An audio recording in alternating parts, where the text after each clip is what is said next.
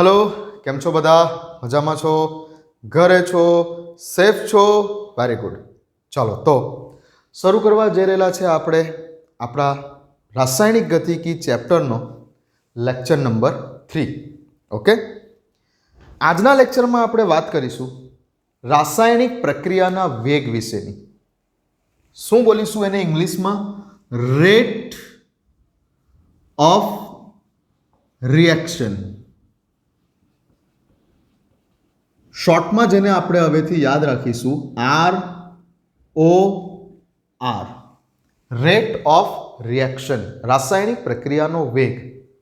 तो रासायनिक प्रक्रियानो वेग एटले शुं? तो सौथी पहेला तो रासायनिक प्रक्रियामां एक सादी भाषामां तमने वात करूं तो रासायनिक प्रक्रियामां थतुं शुं होय के प्रक्रियकोनुं रूपांतर निपजोमां थतुं होय।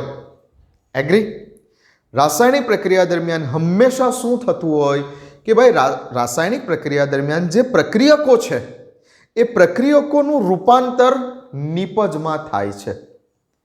ओके, आ रासायनिक प्रक्रिया छे। प्रक्रियको वच्चेना बंध तूटशे, निपजो वच्चेना बंध बंधशे वगैरे वगैरे। इन शॉर्ट, प्रक्रियकोनुं रूपांतर निपजमां थाय रासायनिक प्रक्रियानो आ ज उद्देश्य छे। ओके, तो शुं थशे रासायनिक प्रक्रिया दरमियान? सपोज के आ प्रक्रियक छे, आ मानी लो के आ बोटल प्रक्रियक छे अने आ बोटल अत्यारे खाली छे। प्रक्रियक वाળી बोटल फूल छे, आ बोटल छे प्रक्रियक। मारे शुं करवुं छे के आ प्रक्रियकनुं रूपांतर आ बाजू निपजमां करवुं छे। मारे एक आवी रासायनिक प्रक्रिया करवी छे, आनुं रूपांतर आमां करवुं छे। मारे आ रासायनिक प्रक्रिया करवी छे। शुं थशे? शरूआतना समयमां तमारी पासे प्रक्रियकवाળી जे बोटल छे ए फूल छे, आखी बोटल बराबर छलोछल भरायेली छे, बट आ बाजू निपज बिलकुल बनी नथी, केम के हजू मैं रासायनिक प्रक्रिया शरू ज नथी करी। हजू मैं रासायनिक प्रक्रियानी शरूआत करी ज नथी, तो मारी आ जे निपजवाળી बोटल छे ए शून्य छे, आमां कशुं ज नथी, खाली बोटल छे आ। ज्यारे आ बोटल फूल छे, प्रक्रियकवाળી बोटल, आ बोटल। हवे जेवी हूँ रासायनिक प्रक्रियानी शरूआत करीश एवुं शुं थशे? जेवी हूँ रासायनिक प्रक्रियानी शरूआत करीश एवुं शुं थशे के प्रक्रियकनुं रूपांतर धीमे धीमे निपजमां थवा मांडवानुं छे। एटले प्रक्रियकवाળી बोટલमांथी प्रक्रियक वपरातो जशे अने निपजवाળી बोટલमां निपजनुं प्रमाण क्रमशः धीमे धीमे वधतुं जशे। थशे आवुं? प्रक्रियकनुं प्रमाण घटतुं जशे અને નિપજનું પ્રમાણ વધતું જશે। બીજા શબ્દોમાં, જેટલો પ્રક્રિયક વપરાશે એટલી જ નિપજ બનશે।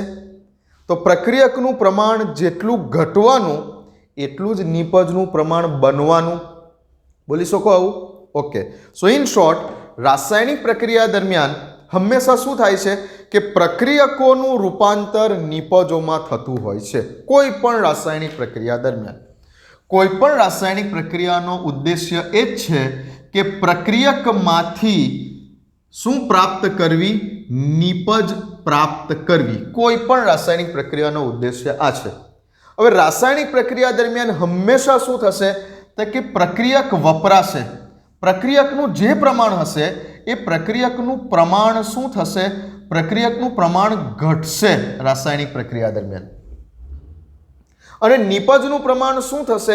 નિપજનું પ્રમાણ ધીમે ધીમે વધશે। પ્રક્રિયક વપરાશે તો જ તો નિપજ બનશે, તો નિપજનું પ્રમાણ વધશે। ઓકે, ઇન શોર્ટ, આ પ્રમાણ ઘટશે અને પ્રમાણ વધશે તો આપણે શું કયો શબ્દ વાપરીએ આ પ્રમાણને દર્શાવવા માટે? સાંદ્રતા। તો ઇન શોર્ટ, રાસાયણિક પ્રક્રિયા વેગ એટલે શું? તો કે રાસાયણિક प्रक्रिया वेग एटले शुं? रासायनिक प्रक्रिया वेग एटले अमुक चोक्कस समयमां अथवा बोलो समयनी सापेक्षे, समयनी सापेक्षे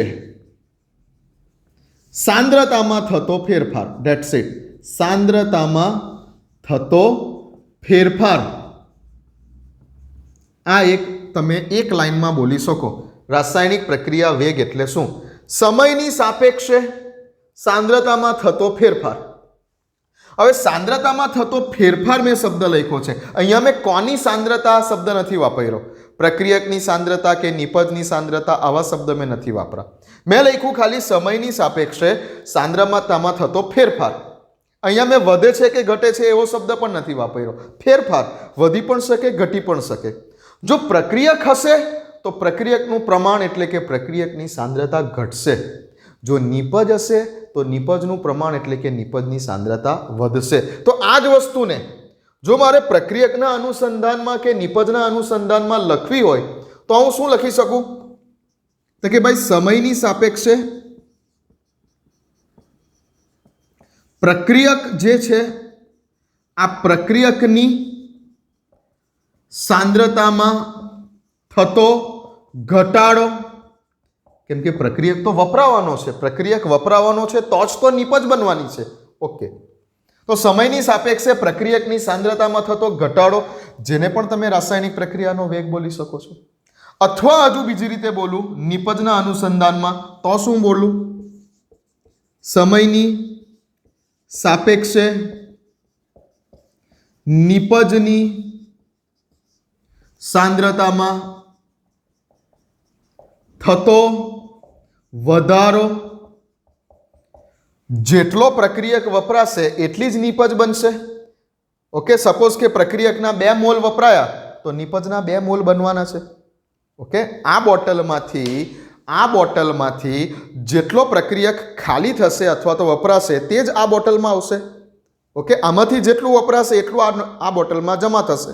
તો જેટલો પ્રક્રિયક વપરાશે એટલી જ તો નિપજ બનશે ને. હા, તો 3 રીતે તમે રાસાયણિક પ્રક્રિયાના વેગની વ્યાખ્યાને બોલી શકો છો. જોઈ લો, આ સિમ્પલ છે કે સમયની સાપેક્ષે સાંદ્રતામાં થતો ફેરફાર. પ્રક્રિયકના અનુસંધાનમાં બોલવું હોય તો સમયની સાપેક્ષે પ્રક્રિયકની સાંદ્રતામાં થતા ઘટાડાને રાસાયણિક પ્રક્રિયા વેગ કહેવાય. નિપજના અનુસંધાનમાં બોલવું છે સમયની સાપેક્ષે નિપજની સાંદ્રતામાં થતા વધારાને રાસાયણિક પ્રક્રિયાનો વેગ કહેવાય. અમુક પ્રક્રિયા એવી છે કે જેમાં ખૂબ ઝડપથી પ્રક્રિયકની સાંદ્રતા ઘટી રહેલી છે, પ્રક્રિયકની સાંદ્રતા ઘટી રહેલી છે તો એટલી જ નિપજની સાંદ્રતા વધી રહેલી છે. સમયની સાપેક્ષે કેટલા સમયમાં કેટલો પ્રક્રિયક ઘટી રહેલો છે અથવા કેટલા સમયમાં કેટલી નિપજ બની રહેલી છે. ઓકે, સપોઝ કે દૂધ છે, દૂધ એક રાસાયણિક પ્રક્રિયાની વાત કરું, એક સિમ્પલ ફર્મેન્ટેશન પ્રક્રિયાની વાત કરું. દૂધને તમે જો રસોડામાં ઉનાળાનો સમય છે અને રસોડાની અંદર દૂધને જે છે પ્લેટફોર્મ ઉપર તમે મૂકી દીધું. ઓકે, તો શું થશે? ઉનાળાની અંદર જો ટેમ્પરેચર મેન્ટેન નહીં થાય તો દૂધ ફાટી જશે, બગડી જશે, ફર્મેન્ટેશન થઈ જશે, દૂધ ફાટી જશે. ઓકે, તો દૂધ ફાટવાની પ્રક્રિયા ઉનાળામાં રૂમ ટેમ્પરેચર ઉપર કેવી બને છે? ઝડપી બને છે. દૂધ જલ્દી બગડી જશે જો સિમ્પલ પ્લેટફોર્મ પર મૂકેલું છે તો. પણ એ જ દૂધને જો ફ્રીઝમાં મૂકી દેશો, ટેમ્પરેચર ડાઉન થઈ ગયું તો દૂધ બગડવાની જે પ્રક્રિયા છે એ તમારું દૂધ 1 દિવસમાં બગડતું હશે તો ફ્રીઝમાં મૂકશો તો 2 દિવસે પણ નહીં બગડે. રાસાયણિક પ્રક્રિયાનો વેગ ઘટી ગયો.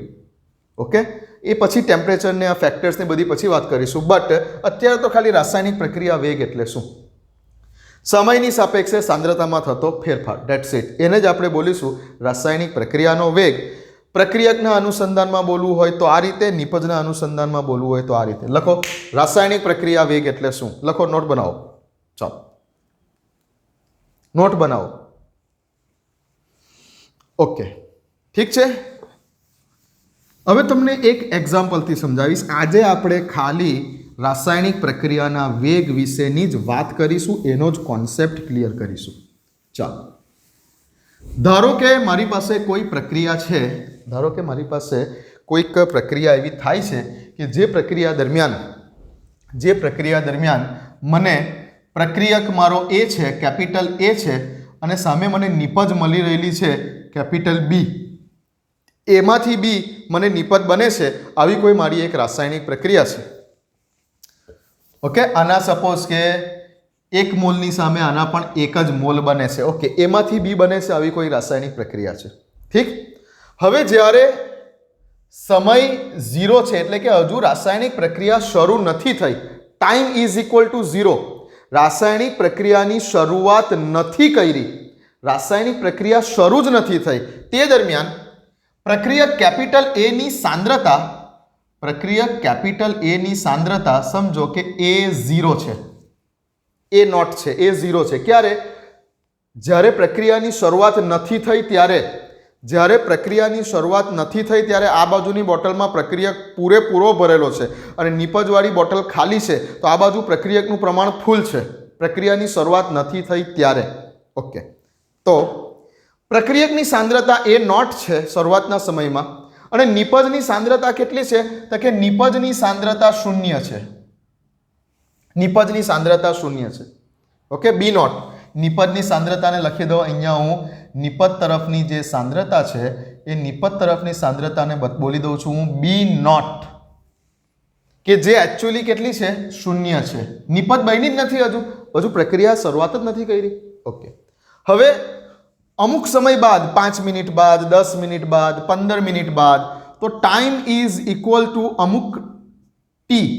આ ટી બરાબર 5 મિનિટ, 10 મિનિટ, 15 મિનિટ, અમુક ચોક્કસ સમય બાદ, અમુક કોઈ ચોક્કસ સમય બાદ પ્રક્રિયકની જે સાંદ્રતા છે, પ્રક્રિયકની જે સાંદ્રતા છે એ પ્રક્રિયકની સાંદ્રતા A0 જે હતી, જે હશે તે સાંદ્રતા 1 મોલર, 2 મોલર, 3 મોલર જે હશે તે પ્રક્રિયકની સાંદ્રતા જે હતી એમાંથી માનો કે x જેટલી સાંદ્રતા ઘટે છે. x જેટલી સાંદ્રતા ઘટી ગઈ. આ બોટલમાંથી અમુક x મોલ ઘટી ગયા, જે આ બોટલમાં આવ્યા હશે. જે કેટલા હતા? તો કે A0 જેટલી સાંદ્રતા હતી. આમાંથી અમુક પ્રક્રિયાની શરૂઆત થઈ 5 મિનિટ, 10 મિનિટ, 15 મિનિટ જે ટાઈમ હોય તે, અમુક સમય બાદ પ્રક્રિયકની સાંદ્રતા અમુક પ્રમાણમાં ઘટી ગઈ. અતિ કેટલી? A0 જેટલી. એમાંથી કેટલી ઘટી ગઈ? x જેટલી ઘટી. હવે જે ઘટી હશે આ બોટલમાંથી, જે ઓછું થયું હશે તે આ બોટલમાં આવ્યું. તો આ બાજુથી જેટલું ઘટ્યું એટલું જ આ બોટલમાં આવ્યું. પ્રક્રિયકની સાંદ્રતા જેટલી ઘટી એટલી જ બોલી શકો ને કે નિપજની સાંદ્રતા વધી. ઓકે, તો આ જગ્યા ઉપર જે નિપજની સાંદ્રતા છે B0 એ કેટલી બની હશે? બોલો, કેટલું ઘટ્યું પ્રક્રિયકમાંથી? x ઘટ્યું. તો અહીંયા પણ કેટલું બન્યું? x બન્યું. જો અહીંયા મેં તત્વયોગમિતીય ગુણાંક 1 રાખેલા છે. એના 1 મોલથી બીના 1 મોલ બને છે. તો ધારો કે અહીંયા x મોલ ઘટ્યા તો અહીંયા પણ x મોલ જ બનશે. અહીંયા જો સપોઝ કે 2a લખેલું હોતે, અહીંયા જો 2a લખેલું હોતે અને અહીંયા 2b લખેલું હોતે, તો અહીંયા હું શું લખતે કે 2x ઘટે છે તો 2x બને છે. એ વાત કરીએ છીએ આપણે. પહેલા આ સમજો ને 1 મોલથી. ઓકે, તો a ની સાંદ્રતામાં x નો ઘટાડો થયો તો b ની સાંદ્રતા પહેલા 0 હતી, હવે x જેટલી બની ગઈ. ક્લિયર છે આટલી વાત? ઓકે, પાક્કું? ઓકે, તો પ્રક્રિયા દરમિયાન શું થવાનું છે? રાસાયણિક પ્રક્રિયા દરમિયાન ધીમે ધીમે પ્રક્રિયક વપરાવાનો છે. ધીમે ધીમે પ્રક્રિયક તમારો વપરાવાનો છે અને નિપજ બનવાની છે. અહીંયા સાઈડ પર બતાવું છું, ધ્યાન આપો. રાસાયણિક પ્રક્રિયા દરમિયાન ધીમે ધીમે પ્રક્રિયક વપરાવાનો છે. વપરાવાનો છે. બીજા શબ્દોમાં લખું, પ્રક્રિયક વપરાવાનો છે. બુકમાં જોશો તો એવો શબ્દ વંચાશે કંઈક કે પ્રક્રિયક ધીમે ધીમે અદ્રશ્ય થવાનો છે. સમયની સાથે ધીમે ધીમે પ્રક્રિયકનું પ્રમાણ ઓછું થવાનું છે, પ્રક્રિયક ગાયબ થતો જવાનો છે અને એ જ વસ્તુ નિપજ તરફ બનવાની છે. તો પ્રક્રિયક ધીમે ધીમે અદ્રશ્ય થવાનો છે. અદ્રશ્ય થવાનો છે ને ઇંગ્લિશમાં શું બોલું? ડિસએપિયરન્સ. ડિસએપિયર થવું, ડિસએપિયર થવું, અદ્રશ્ય થવું. ઓકે, તો પ્રક્રિયક વપરાવાનો છે, પ્રક્રિયક અદ્રશ્ય થવાનો છે. તો સમયની સાપેક્ષે કેટલો પ્રક્રિયક વપરાવાનો છે? સમયની સાપેક્ષે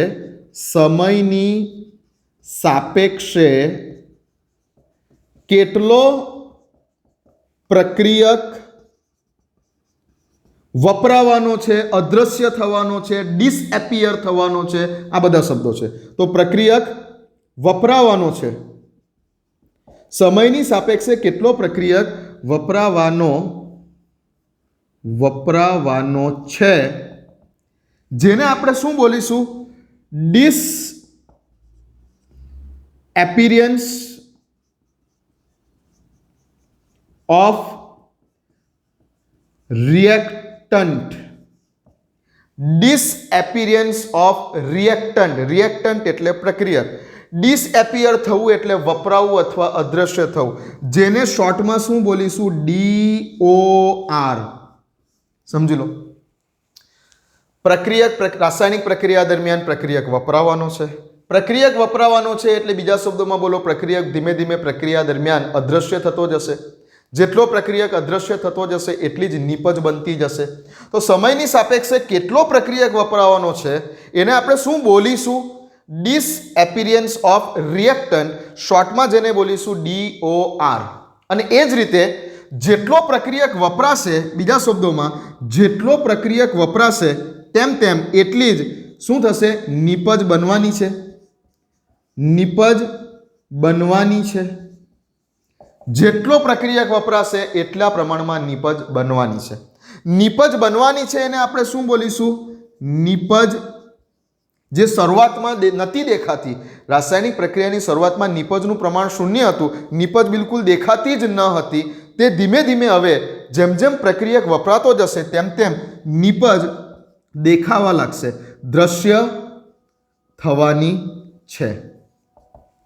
જેટલો પ્રક્રિયક વપરાતો જશે એટલી જ નિપજ બનવાની છે, નિપજ તમને દ્રશ્ય થવાની છે. ઓકે, તો શું બોલીશું આપણે? પ્રક્રિયક ઘટે છે તેને બોલીશું ડિસએપિયરન્સ ઓફ રિએક્ટન્ટ. નિપજ બનવાની છે, નિપજ બનવાની છે તેને શું બોલીશું? Appearance of product. Appearance of product. પ્રક્રિયક ઘટવાનો છે તેને બોલીશું disappearance of reactant. Disappearance of reactant. અને નિપજ બનવાની છે એને શું બોલીશું આપણે? Appearance of product. ઓકે, ચાલો તો ફરી પાછા અહીંયા ધ્યાન આપો. 1 મિનિટ. દેખાય છે ને? કપાતું નથી? ચાલો, શું બોલીશું? નિપજ જે બનવાની છે તેને શું બોલીશું? Appearance of product. Appearance of product.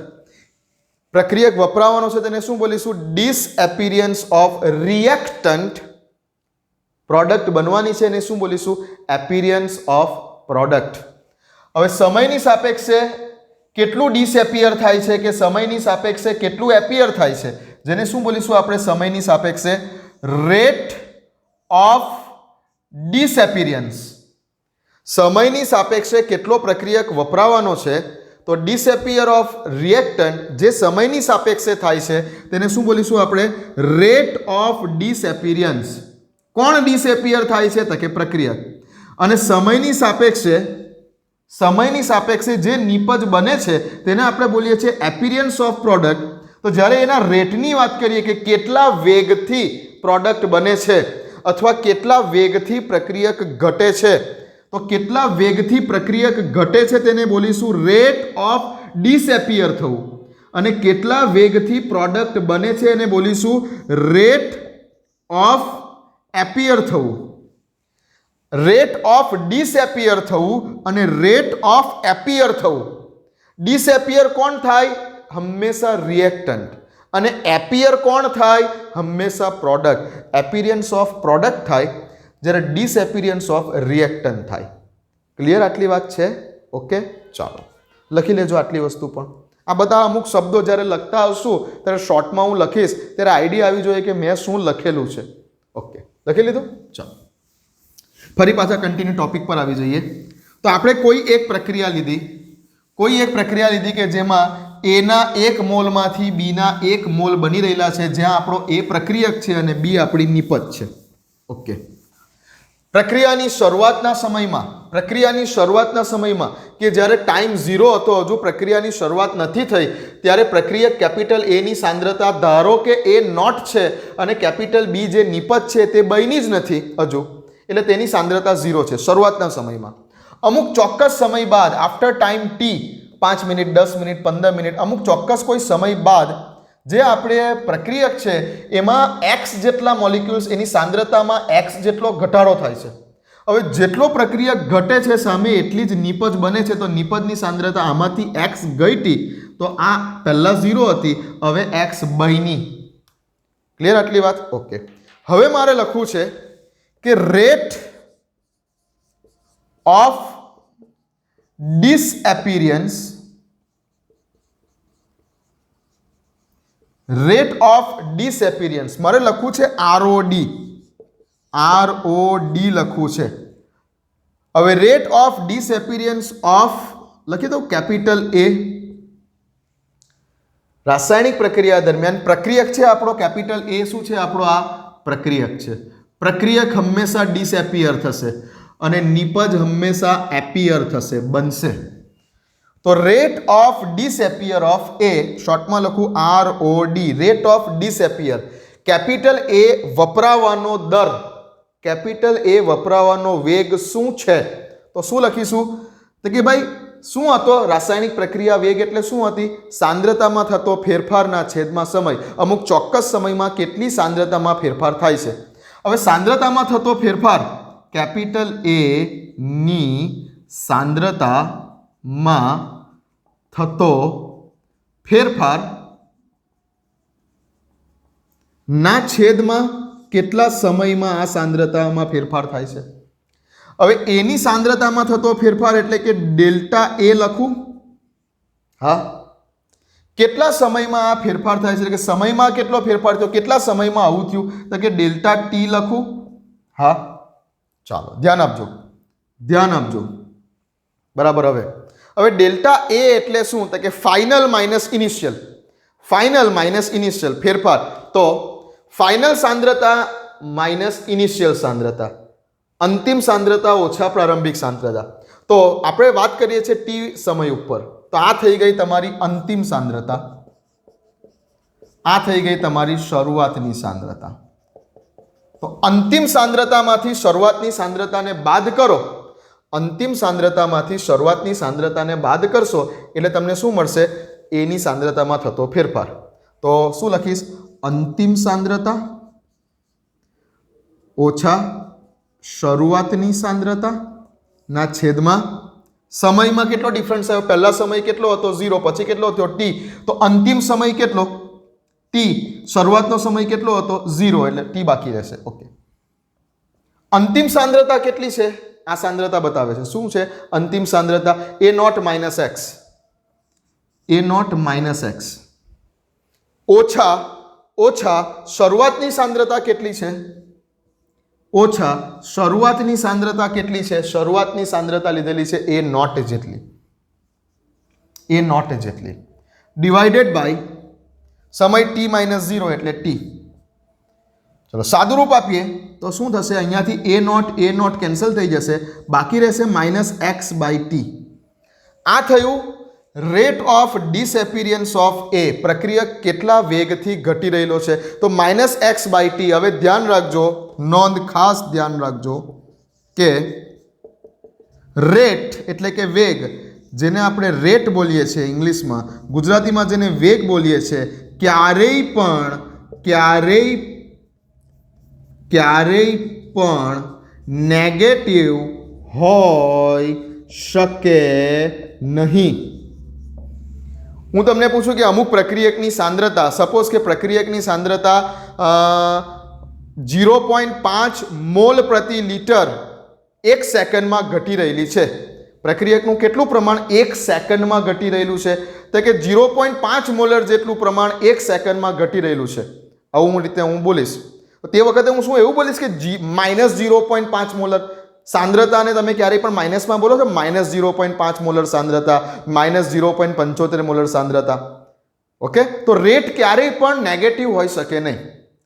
રેટનું ક્યારેય પણ આપણે ઋણ ના બોલી શકીએ વેગ ક્યારેય પણ ઋણ હોઈ શકે નહીં. તો અહીંયા તો માઇનસમાં આવ્યું આ તો જે માઇનસને પ્લસ કરવા માટે હંમેશા જ્યારે રેટ ઓફ ડિસએપિરિયન્સ લખીએ છે એટલે કે કોના અનુસંધાનમાં પ્રક્રિયકના અનુસંધાનમાં ત્યારે સૂત્રમાં આપણે પહેલેથી જ શું મૂકી દેવાનું છે માઇનસ સિમ્બોલ. એટલે સમજો કે જ્યારે પણ હું રેટ ઓફ ડિસએપિરિયન્સ લખીશ અને આવું હંમેશા કોના માટે લખીશ પ્રક્રિયક માટે લખીશ ત્યારે જે આ સૂત્ર છે કે એની સાંદ્રતામાં થતો ફેરફારના છેદમાં સમય એટલે કે ડેલ્ટા એના છેદમાં ડેલ્ટા ટી એ સૂત્રમાં પહેલેથી જ હું આગળ માઇનસ મૂકી દઈશ. અને માઇનસ મૂકી દઈશ એટલે હવે ડેલ્ટા એ ના છેદમાં ડેલ્ટા ટી નો જવાબ તમે જોઈ શકો છો માઇનસમાં આવેલો છે. મેં ઓલરેડી આગળ માઇનસ મૂકી દીધા છે એટલે મારો જવાબ શેમાં આવી જશે? પ્લસમાં. માઇનસ એક્સ બાય ટી એટલે મારો જવાબ હવે શેમાં આવી જશે? પ્લસમાં, પ્લસ એક્સ બાય ટી.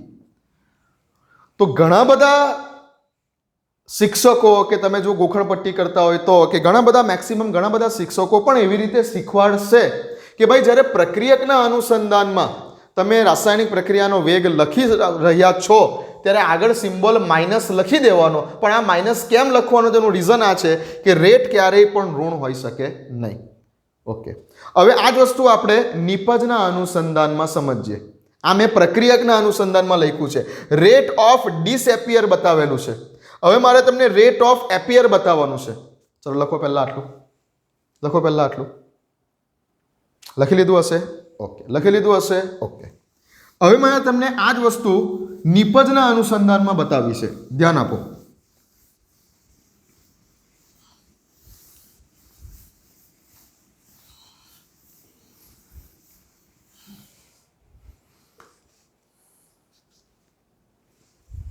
શું લખીશું? Rate of appearance. હવે એપિરિયન્સ હંમેશા કોણ થાય? નિપજ થાય. ઓકે, અહીંયા લખી દો નિપજ કઈ છે આપણી? નિપજ છે કેપિટલ બી. ડિસએપિયર હંમેશા પ્રક્રિયક થાય જ્યારે એપિયર હંમેશા નિપજ થાય. Okay, rate of appearance of B એટલે લખી દઉં છું અહીંયા રેટ ઓફ એપિરિયન્સ. એપિરિયન્સ કોણ થવાનું છે? હંમેશા નિપજ. અને ડિસએપિયર કોણ થવાનું છે? હંમેશા પ્રક્રિયક. ઓકે, શું લખીશ?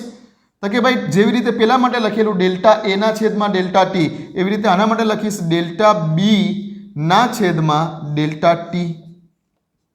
નિપજ કઈ છે? બી છે. હા, નિપજ માટેની અંતિમ સાંદ્રતા અંતિમ ઓછા શરૂઆતની સાંદ્રતા કરવાની. તો અંતિમ સાંદ્રતા કેટલી છે? નિપજ માટેની અંતિમ સાંદ્રતા છે એક્સ. એક્સ તો અંતિમ સાંદ્રતા x છે ઓછા તેની શરૂઆતની સાંદ્રતા કેટલી હતી? શરૂઆતની સાંદ્રતા કેટલી હતી? 0. શરૂઆતની સાંદ્રતા 0. નિપજ શરૂઆતમાં તો બની જ નથી ને. હા, છેદમાં સમયમાં કેટલો ફેરફાર આવ્યો? સમય t-0 એટલે બાકી રહેશે અહીંયા t-0 એટલે બાકી રહેશે અહીંયા x બાય ટી. તો આ આવી ગયું આપણી પાસે rate of appearance. Rate of appearance નિપજ કેટલી બની રહેલી છે? x by T. પ્રક્રિયક કેટલો વપરાઈ રહેલો છે? Rate of disappearance x by T. જેટલો પ્રક્રિયક વપરાઈ રહેલો છે એટલી જ તો નિપજ બની રહેલી છે. તો યાદ રાખો હંમેશા કે રેટ ઓફ રિએક્શન શોર્ટમાં બોલીશું ROR is always equal to rate of reaction is always equal to ROD always equal to ROA. સમજ પડે છે? શબ્દોને બરાબર ધ્યાનથી પકડજો. રાસાયણિક પ્રક્રિયાનો વેગની જો વાત કરીએ તો રાસાયણિક પ્રક્રિયાનો વેગ બરાબર હોય છે રેટ ઓફ ડિસએપિયર થવાનું. હવે ડિસએપિયર હંમેશા કોણ થાય? પ્રક્રિયક. અને એપિયર હંમેશા કોણ થાય? નિપજ. તો રાસાયણિક પ્રક્રિયાનો વેગ પ્રક્રિયકના ડિસએપિયર થવાના વેગ જેટલો અથવા તો નિપજના એપિયર થવાના વેગ જેટલો હોય છે. ઓકે, બીજા શબ્દોમાં લખું અહીંયા સૂત્ર સ્વરૂપે તો ROR rate of reaction is equal to પ્રક્રિયકના ડિસએપિયર થવાનો રેટ કેટલો છે? તો કે જ્યારે પણ પ્રક્રિયકની વાત કરીશું ત્યારે માઇનસ મૂકીશું. હવે કેમ તે તમને મેં કહી દીધું. Minus delta A divided by delta T. અને નિપજનો એપિયર થવાનો વેગ કેટલો છે? તો કે પ્લસ. ના લખો તો બી ચાલે, આ x બાય ટી પ્લસમાં જ આવ્યું પણ પ્લસ બતાવી દઈએ નિપજ બને છે એટલે ડેલ્ટા બી ના છેદમાં ડેલ્ટા ટી. ઓકે, ચલો તો સમજ પડી? લખો આટલું. વિડીયો પોઝ કરો, લખી લો.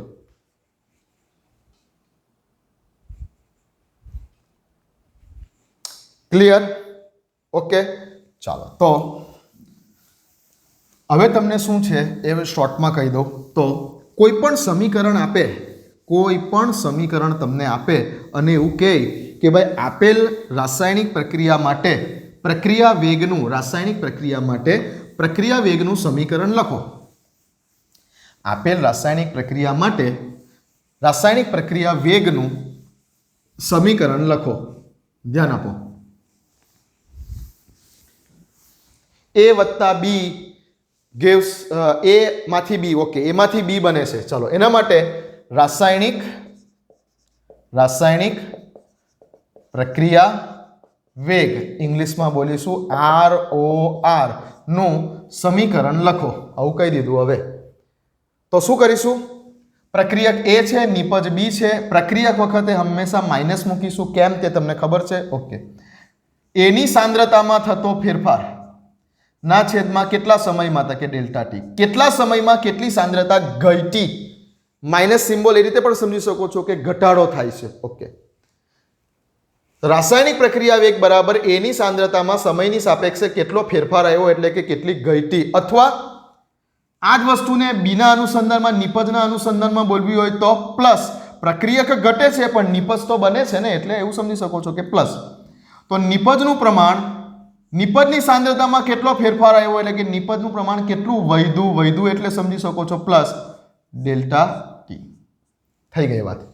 તો આપેલ રાસાયણિક પ્રક્રિયા માટે આપણે રાસાયણિક પ્રક્રિયા વેગનું સમીકરણ લખ્યું.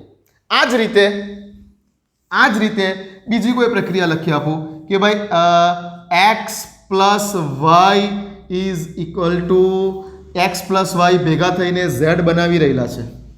x અને y કોઈ પ્રક્રિયક છે જે ભેગા થઈને z નામની નિપજ બનાવી રહેલા છે. આપેલ પ્રક્રિયા માટે પ્રક્રિયા વેગનું સમીકરણ લખો. રેટ ઓફ રિએક્શનનું સમીકરણ લખો. શું લખશો બોલો? બે પ્રક્રિયક છે x અને y, તો શું કરશો? માઇનસ ડેલ્ટા x ના છેદમાં ડેલ્ટા ટી. સમયની સાપેક્ષે કેટલું x નું પ્રમાણ ઘટી રહેલું છે. જેટલું x નું પ્રમાણ ઘટી રહેલું છે એટલું જ y નું પ્રમાણ પણ ઘટી રહેલું છે, એટલે ડેલ્ટા y ના છેદમાં ડેલ્ટા ટી. હવે x અને y જેટલા પ્રમાણમાં ઘટી રહેલા છે એટલા જ પ્રમાણમાં તો z વાળી નિપજ બની રહેલી છે, એટલે શું લખીશું? Is equal to plus delta z divided by delta T. Okay, તો આ થઈ ગયું રેટ ઓફ રિએક્શનનું સમીકરણ. હવે આ તમને હું A, B અને XYZ ના ઉદાહરણથી બતાવું છું. કોઈ પણ રાસાયણિક પ્રક્રિયા આપી હશે ત્યારે તમે આ જ રીતે સમીકરણ લખી શકો છો. જેમ કે કેલ્શિયમ કાર્બોનેટ માંથી કેલ્શિયમ ઓક્સાઇડ અને કાર્બન ડાયોક્સાઇડ બને છે. આપેલ પ્રક્રિયા માટે રેટ ઓફ રિએક્શનનું સમીકરણ લખો. તો શું લખશો? માઇનસ ડેલ્ટા એટલે ફેરફાર થવું. પ્રક્રિયા કોણ છે? કેલ્શિયમ કાર્બોનેટ, તો CaCO3 ના છેદમાં કેટલા સમયમાં, એટલે કે delta T. Is equal two, હવે કેલ્શિયમ ઓક્સાઇડ અને કાર્બન ડાયોક્સાઇડ તો અહીંયા નિપજ છે, નિપજ વખતે પ્લસ કરવાનો. ડેલ્ટા કેલ્શિયમ ઓક્સાઇડ ના છેદમાં delta T is equal two, ફરી પાછું પ્લસ. પ્લસ કેમ મૂકીએ છીએ? નિપજનું પ્રમાણ વધી રહેલું છે. માઇનસ કેમ મૂકીએ છીએ? પ્રક્રિયકનું પ્રમાણ ઘટી રહેલું છે. Okay. Delta carbon dioxide divided by થઈ ગયું આપેલ રાસાયણિક પ્રક્રિયા માટેનું પ્રક્રિયા વેગનું સમીકરણ. રેટ ઓફ રિએક્શન રાસાયણિક પ્રક્રિયા વેગ. તો સમજી ગયા હશો આટલી વાત તો પહેલા? હા, લખી લો.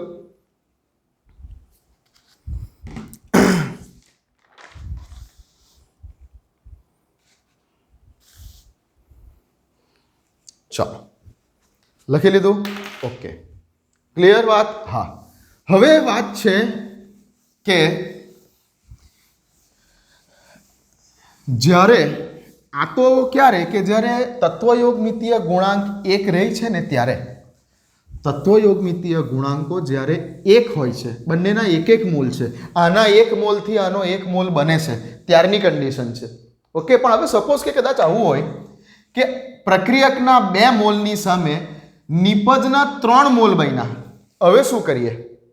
હવે એવું કીધું હોય કે રાસાયણિક પ્રક્રિયા વેગનું સમીકરણ લખો. તો મારી વાત સાંભળી લો પહેલા, કે મોટે ભાગે શિક્ષકો વિદ્યાર્થીઓને એવું શીખવે છે કે જ્યારે પણ તમે રેટ ઓફ રિએક્શન લખો, રાસાયણિક પ્રક્રિયા વેગ લખો અને આગળ કોઈ તત્વયોગમિતીય ગુણાંક દેખાઈ જાય, તત્વયોગમિતીય ગુણાંક દેખાઈ જાય તો શું કરવાનું? તો પ્રક્રિયક છે એટલે માઇનસ તો લખવાનું. ઓકે, નિપજના કેસમાં પ્લસ અને પ્રક્રિયકના કેસમાં માઇનસ. હવે એ કેમ મેં તમને કહી દીધું. હવે જે કોઈ પણ તત્વયોગમિતીય ગુણાંક હોય, શિક્ષકો ડાયરેક્ટ વિદ્યાર્થીઓને એવું કહે છે કે તત્વયોગમિતીય ગુણાંક હોય તેને એકના છેદમાં બતાવવાનો. એ છે એનો તત્વયોગમિતીય ગુણાંક 2 છે, તો એકના છેદમાં 2 લખી દીધું. અને હવે લખવાનું કે ડેલ્ટા એ ના છેદમાં ડેલ્ટા ટી. આગળ જે તત્વયોગમિતીય ગુણાંક હોય તેને એકના છેદમાં લખી દેવાનો.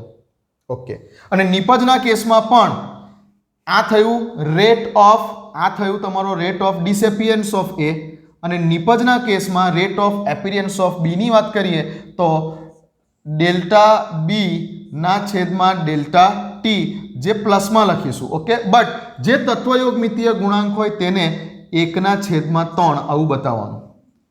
તો આવી રીતે શીખવવામાં આવે છે કે જે કોઈ પણ તત્વયોગમિતીય ગુણાંક રાસાયણિક પ્રક્રિયામાં દેખાય, પ્રક્રિયક કે નિપજની આગળ રહેલી તેની મોલ સંખ્યા બેલેન્સ્ડ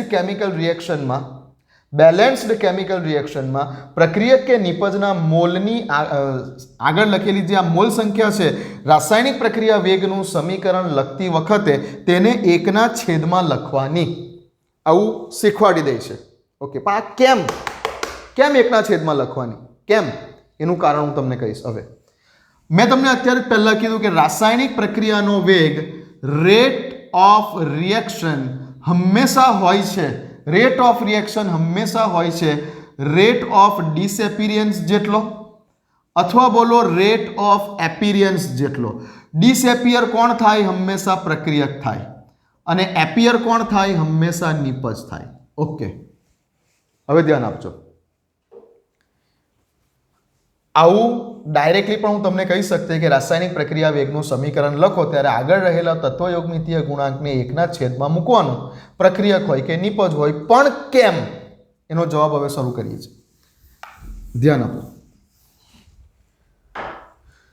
ફરી પાછું આપણે લખી દઈએ કે શરૂઆતનો સમય એટલે કે t = 0. t = 0 સમયે પ્રક્રિયક A ની સાંદ્રતા કેટલી છે? સપોઝ કે A નોટ જેટલી છે, અને B ની સાંદ્રતા કેટલી છે? સપોઝ કે B નોટ જેટલી છે, જે એકચ્યુઅલી 0 છે. માની લીધું.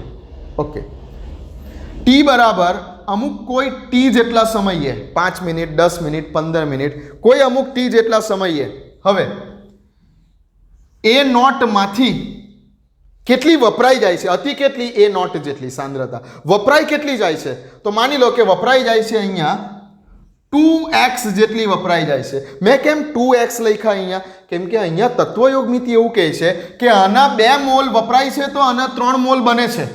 આગળ કેવું હતું? A માંથી B, આના 1 મોલ વપરાય છે તો આના 1 મોલ બને છે. તત્વયોગમિતિ આવું કહેતી હતી. હવે જ્યારે આ પ્રકારનું રાસાયણિક સમીકરણ આપી દીધું તો આ પ્રકારના રાસાયણિક સમીકરણમાં પ્રક્રિયાની તત્વયોગમિતિ શું કહે છે કે આના 2 મોલ વપરાય છે તો આના 3 મોલ બને છે. આના 2 થી આના 3 બની રહેલા છે. તો હું અહીંયા શું છે કે x પણ લઈ શકતે, પણ પછી પાછું બેલેન્સ કરવાનું અઘરું પડી જાય. એની કરતાં સીધું આના 2 ની સામે આના 3 બને છે, તો માની લીધું કે આમાંથી 2x વપરાય છે. આમાંથી 2x વપરાશે તો અહીંયા કેટલા બનતા હશે? 3x બનતા હશે. સમજ પડે છે?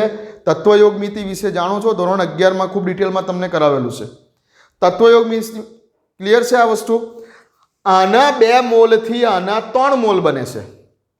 તો જો આના 2x જેટલી સાંદ્રતા વપરાશે તો આની 3x જેટલી સાંદ્રતા બનશે. તત્વયોગમિતિ એવું જ કહે છે. ઓકે, તો સપોઝ કે આની સાંદ્રતા કેટલી હતી? મને શું ખબર કેટલી હતી? મેં લખી દીધું A નોટ જેટલી હતી. એમાંથી કેટલી વપરાઈ ગઈ અમુક સમયમાં?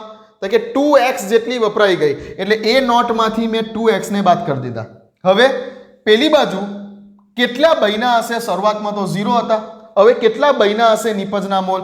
તો કે તત્વયોગમિતિ ઉપરથી આપણે જોઈ શકીએ છીએ કે આના 2 થી આના 3 બની રહેલા છે. તો જો આના 2x જેટલા વપરાશે તો અહીંયા 3x જેટલા બનશે. હા કે ના? હા કે ના? આના 2x જેટલા વપરાશે તો આના 3x બનશે ને? હા, અમુક સમય બાદ. કેટલા સમય બાદ? t જેટલા સમય બાદ. ઓકે, તો હવે હું લખીશ રેટ ઓફ ડિસએપિયરન્સ. રેટ ઓફ ડિસએપિયરન્સ લખવા જઈ રહેલો છું. રેટ ઓફ ડિસએપિયરન્સ હું લખવા જઈ રહેલો છું. રેટ ઓફ ડિસએપિયરન્સ હંમેશા કોના માટે લખવાનો હોય? પ્રક્રિયક માટે. ઓકે, હવે રેટ ઓફ ડિસએપિયરન્સ લખવા જઈ રહેલો છું તો હું શું લખીશ? માઇનસ લખી દઈશ પહેલા. હા, અને શું લખીશ માઇનસ લખીને? તો કે ભાઈ ડેલ્ટા એ એની સાંદ્રતામાં કેટલો ફેરફાર થયો ના છેદમાં કેટલા સમયમાં આ ફેરફાર થયો. તો માઇનસ એની સાંદ્રતામાં કેટલો ફેરફાર થયો, કેટલો ફેરફાર થયો તે જાણવા માટે તમારે અંતિમ સાંદ્રતા, અંતિમમાંથી શરૂઆતના તબક્કાને બાદ કરી દેવાનો. ફાઇનલ ઓછા ઇનિશિયલ, ફાઇનલ ઓછા ઇનિશિયલ. ફાઇનલ કેટલી સાંદ્રતા છે? આ ફાઇનલ સાંદ્રતા, આ ઇનિશિયલ સાંદ્રતા. આ કઈ છે? ફાઇનલ. અને આ કઈ છે? ઇનિશિયલ. ફાઇનલમાંથી ઇનિશિયલ બાદ કરો તો શું આવશે તમારી પાસે? ફાઇનલ કેટલી છે? A naught minus 2x. Okay, initial કેટલી છે? A not. ક્લિયર થઈ ગઈ આ વાત? ચાલો, ફાઇનલમાંથી મારે શું કરવાનું છે? ઇનિશિયલને માઇનસ કરી દેવાનું છે. કેટલા બાકી રહેશે? ચેક કરો. એ જ રીતે rate of appearance, rate of appearance નક્કી કરવાનું છે. રેટ ઓફ એપિયરન્સ નક્કી કરવા માટે મારે શું કરવાનું? ફરીથી તો કે પ્લસ. રેટ ઓફ એપિયરન્સ હંમેશા કોના માટે નક્કી થાય? નિપજ માટે નક્કી થાય. રેટ ઓફ એપિયરન્સ નિપજ માટે નક્કી થાય એટલે પ્લસ કરીશું. નિપજ હંમેશા બનતી હોય છે. હવે નિપજ કઈ છે? તો કે બી છે. તો બીની સાંદ્રતામાં કેટલો ફેરફાર આવ્યો અને આ ફેરફાર કેટલા સમયમાં આવ્યો, કેટલો ફેરફાર આવ્યો અને આ ફેરફાર કેટલા સમયમાં આવ્યો. તો આના ઉપરથી હું આ વેલ્યુ કાઢીશ. લખી શકો છો બંને વેલ્યુ? કરો.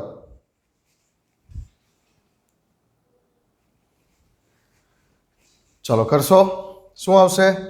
આ માઇનસ કૌંસની બહાર છે. ઓકે, અહીંયા છેદમાં ટી કેટલો આવ્યો? તો કે ટી માઇનસ 0, ટી માઇનસ 0. અહીંયા પણ અહીંયા વાત કરતા હોય ડેલ્ટા બીની, તો ડેલ્ટા બીમાં કેટલો ફેરફાર આવ્યો? 3x માઇનસ 0 છેદમાં T minus 0 is equal to 3x divided by T. આ જગ્યા ઉપર શું કરશો? તો કે માઇનસ, અહીંયાથી તમે સાદુરૂપ આપશો તો એ નોટ કેન્સલ થઈ જશે. તો શું બાકી રહેશે? માઇનસ 2x ના છેદમાં ટી, માઇનસ માઇનસ પ્લસ એટલે 2x ના છેદમાં ટી, આવું બાકી રહેશે. રેટ ઓફ ડિસએપિયરન્સ બરાબર 2x ના છેદમાં 3 અને રેટ ઓફ એપિયરન્સ બરાબર 3x ના છેદમાં T. Okay, rate of appearance 3x ના છેદમાં ટી આવ્યું, રેટ ઓફ ડિસએપિયરન્સ 2x ના છેદમાં ટી આવ્યું. બટ જેટલો રેટ ઓફ ડિસએપિયરન્સ હોય એટલો જ તો રેટ ઓફ એપિયરન્સ હોવો જોઈએ. જેટલો પ્રક્રિયક ડિસએપિયર થવાનો રેટ હોય એટલી જ નિપજની એપિયર થવાનો રેટ હોવો જોઈએ. પ્રક્રિયક જેટલો વપરાય એટલી જ નિપજ બનવી જોઈએ. તો અહીંયા શું થયું કે પ્રક્રિયકનો ડિસએપિયર થવાનો રેટ કેટલો આવ્યો? 2x બાય ટી આવ્યો. અને નિપજની એપિયર થવાનો રેટ કેટલો આવ્યો? 3x બાય ટી આવ્યો. બંને સરખા નથી આવ્યા. આપણે તો બંનેને સરખા કરવાના છે. મારે તો બંનેને રેટ ઓફ ડિસએપિયર એટલો જ તમારો રેટ ઓફ એપિયર હોવો જોઈએ. અહીંયા તમારો rate of disappear 2x by T આવ્યો, જ્યારે અહીંયા તમારો રેટ ઓફ એપિયરન્સ જે આવે છે એ 3x બાય ટી આવે છે. એટલે બંને સરખા નથી થયા. મારે તો બંનેને સરખા કરવાના. હવે બંનેને સરખા કરવા માટે શું કરવું? આ બંનેને જો મારે સરખા કરવા હોય તો હું શું કરું? તો મારે જો આ બંનેને સરખા કરવા હોય તો આ પદની આગળ અહીંયા 1/2 મૂકી દઉં તો આ 2 કેન્સલ થઈ જશે, બાકી રહેશે x બાય ટી. એવી રીતે આ પદની આગળ 1/3 મૂકી દઉં તો આ 3 કેન્સલ થઈ જશે અને બાકી રહેશે x બાય ટી. તો પછી x by T is equal to x by T. આપણા બંને રેટ ઓફ ડિસએપિયર અને રેટ ઓફ એપિયર બંને સરખા થઈ જશે, જે પહેલાં અત્યારે હાલની કન્ડિશનમાં સરખા નથી. તો માટે જે કોઈ પણ તત્વયોગમિતીય ગુણાંકો છે તેને સમીકરણમાં ઓલરેડી પહેલેથી જ લખી દેવામાં આવે છે આ રીતે કે ભાઈ હવે રેટ ઓફ ડિસએપિયર છે, તત્વયોગમિતીય ગુણાંક 2 છે તો એને 1ના છેદમાં મૂકી દો. અહીંયા રેટ ઓફ એપિયરન્સ શોધવા જઈ રહેલા છો, રેટ ઓફ એપિયરન્સ શોધવા જઈ રહેલા છો તો આનો તત્વયોગમિતીય ગુણાંક 3 છે તો એને 1ના છેદમાં મૂકી દો. તો આવું જ્યારે કરશો ત્યારે જે ફાઇનલ આન્સર તમારો ચાલતો હશે માઇનસ 1/2 અહીંયા છેદમાં છે, 1/2 અહીંયા છેદમાં છે, તો અહીંયા પણ 1/2 તમારા છેદમાં રહેવાના. તો 2 કેન્સલ થઈ જશે અને x બાય ટી આવશે. એવી રીતે અહીંયા આખા કૌંસની બહાર 1/3 લખેલા છે, 1/3 લખેલા છે, 3 કેન્સલ થઈ જશે તો x/t આવશે. તો તમારા બંને રેટ ડિસએપિયર થવાનો રેટ અને એપિયર થવાનો રેટ સરખા થઈ જશે. એટલે અહીંયા તમે લખી શકશો કે x/t is equal two x/t. તો રેટ ઓફ એપિયર અને રેટ ઓફ ડિસએપિયરને સરખા કરવા માટે કોઈ પણ રાસાયણિક સમીકરણમાં જે કોઈ પણ તત્વયોગમિતીય ગુણાંક આપેલા છે તેને એકના છેદમાં લઈને પછી રાસાયણિક પ્રક્રિયા વેગનું સમીકરણ લખવામાં આવે છે. ઓકે, તો હવે હું તમને ફાઇનલી આ પ્રક્રિયા માટે રાસાયણિક પ્રક્રિયા વેગનું સમીકરણ લખીને બતાવીશ. નોટ બનાવતો જજો સાથે સાથે, કેમ કે હું બેઝિકથી શરૂઆત કરું છું. કોઈ પણ વસ્તુ અદ્ધર નથી આપણે કરવી કે આવું કેમ થયું. તત્વયોગમિતીય ગુણાંકો જે કંઈ પણ આપેલા હોય તેને કેમ આપણે છેદમાં મૂકવાના તેનું મેં તમને રીઝન કીધું. ઓકે, ચાલો. તો આપેલ પ્રક્રિયા માટે હવે મારે લખવું છે રેટ ઓફ રિએક્શન. રાસાયણિક પ્રક્રિયા વેગનું સમીકરણ લખવું છે. તો શું લખું? રાસાયણિક પ્રક્રિયા વેગનું સમીકરણ જ્યારે લખવું છે ત્યારે પ્રક્રિયક છે તો માઇનસ, આગળ કોઈ સંખ્યા હોય તો 1/2, પછી ડેલ્ટા એની સાંદ્રતામાં થતો ફેરફારના છેદમાં ડેલ્ટા ટી કેટલા સમયમાં ઇઝ ઇક્વલ ટુ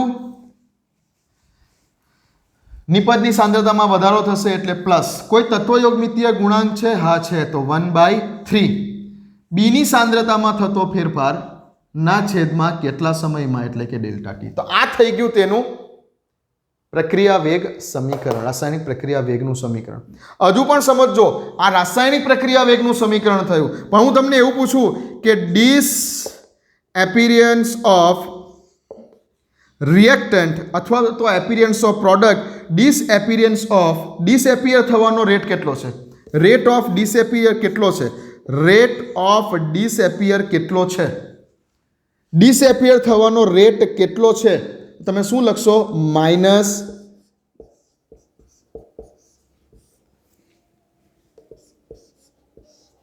આ જ લખશો.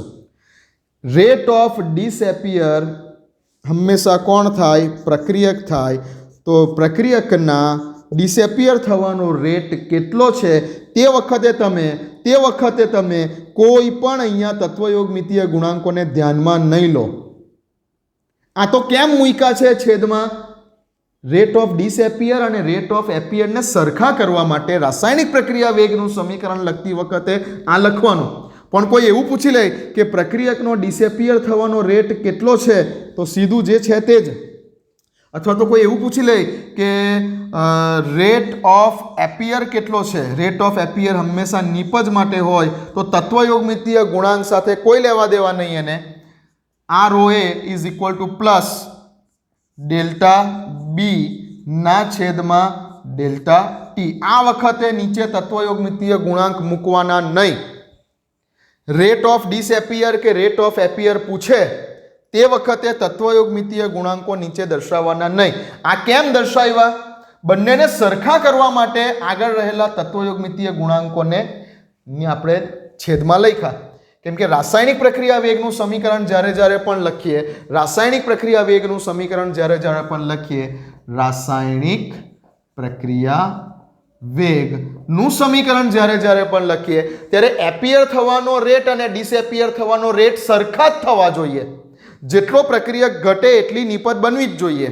તો તે બંનેને સરખા કરવા માટે રાસાયણિક પ્રક્રિયા વેગના સમીકરણમાં આપણે આ બધા જે તત્વયોગમિતીય ગુણાંકો હોય તેને છેદમાં લખીએ છીએ. બટ જો માત્ર ને માત્ર પ્રક્રિયકના ડિસએપિયર થવાનો વેગ પૂછે તો કશું વસ્તુને છેદમાં લખવાની નહીં. અહીંયા જે તત્વયોગમિતીય ગુણાંક હોય તમારે કશું છેદમાં લખવાનું નથી. આ વસ્તુને ખાસ ધ્યાનથી સમજી રાખજો. તમારી મોટા ભાગની કન્ફ્યુઝન દાખલા ચાલતી વખતે આની અંદર થશે, જે ક્લિયર થઈ જશે. કોઈ વસ્તુ અદ્ધર નહીં. ચાલો લખો. રેટ ઓફ ડિસએપિયરને કે રેટ ઓફ એપિયરન્સને તત્વયોગમિતીય ગુણાંકો સાથે કોઈ લેવા દેવા નથી. પણ રાસાયણિક પ્રક્રિયા વેગનું સમીકરણ લખો ત્યારે આપેલા તત્વયોગમિતીય ગુણાંકોને રેટ ઓફ ડિસએપિયરન્સ કે રેટ ઓફ એપિયરન્સ હોય તેની આગળ એકના છેદમાં બતાવવાના. ક્યારે? રાસાયણિક પ્રક્રિયા વેગનું સમીકરણ લખો ત્યારે. લખો.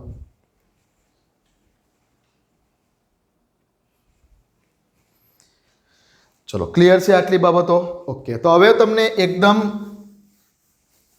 શોર્ટમાં એક ફાઇનલ ઇક્વેશન આપી દઉં કે શું કરશો. ધારો કે કોઈ એક તમને એક સિમ્પલ જ આપી દઉં કે ભાઈ એ વત્તા બી gives સી વત્તા ડી આવી કોઈ રાસાયણિક પ્રક્રિયા છે જ્યાં સ્મોલ લેટર્સ એ બી સી ડી જે બીજી ABCDમાં લખેલા લેટર્સ છે તે તત્વયોગમિતીય ગુણાંકો છે એવું સમજી લો. અને આપેલ પ્રક્રિયા માટે રાસાયણિક પ્રક્રિયા વેગનું સમીકરણ લખો એવું તમને કીધેલું છે. તો શું લખશો?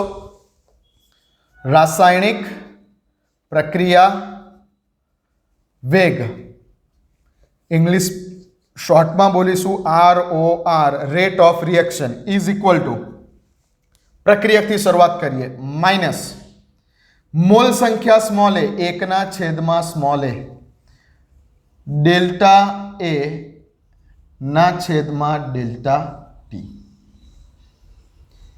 બીના અનુસંધાનમાં તો ફરી પાછું ઇક્વલ ટુ, ફરી પાછું માઇનસ એકના છેદમાં બી ડેલ્ટા બી ના છેદમાં ડેલ્ટા ટી. ઓકે, હવે નિપજ પર આવી ગયા તો ફરી પાછું ઇક્વલ ટુ, હવે પ્લસ એકના છેદમાં સી ડેલ્ટા સી ના છેદમાં ડેલ્ટા ટી.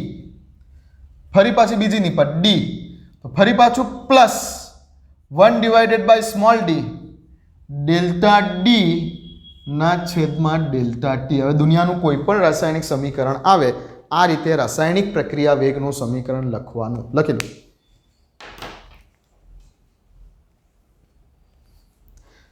ચલો ઓકે છે? કોઈ પ્રોબ્લેમ? કોઈ પ્રોબ્લેમ નથી? ઓકે, કંઈ પણ ગૂંચવાડો થાય પૂછજો મને. બીજું એક સમીકરણ આપું, N2 plus 3H2 gives twice NH3. ચાલો આના માટે રાસાયણિક પ્રક્રિયા વેગનું સમીકરણ લખો. શું લખશો? આના માટે રાસાયણિક પ્રક્રિયા વેગનું સમીકરણ લખો. શું લખશો?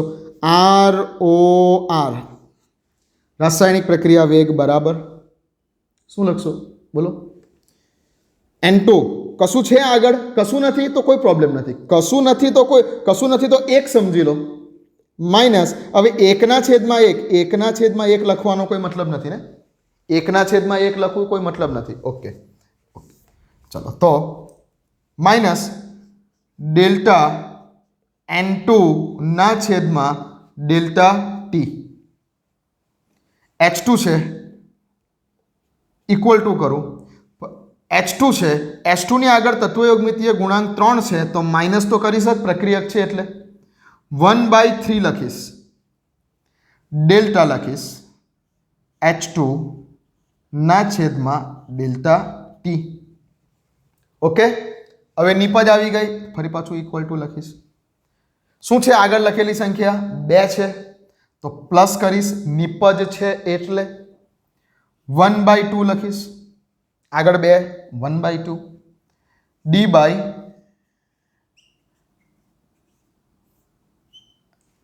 ડેલની તો વાર છે ને હજુ.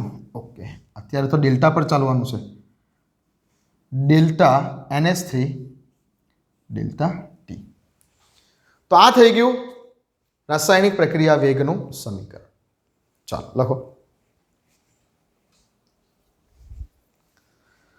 તો રાસાયણિક પ્રક્રિયા વેગનું સમીકરણ લખતા આવડે? કોઈ પણ રાસાયણિક પ્રક્રિયા આપેલી હોય, રાસાયણિક પ્રક્રિયા માટે રાસાયણિક પ્રક્રિયા વેગનું સમીકરણ લખતા આવડે. એક હોમવર્ક આપી દઉં, ખાલી એક હોમવર્ક આપી દઉં. આપેલ પ્રક્રિયા માટે રાસાયણિક પ્રક્રિયા વેગનું સમીકરણ લખીને મોકલજો. ઓકે, એક હોમવર્ક આપી દઉં. ચાલો 1 મિનિટ.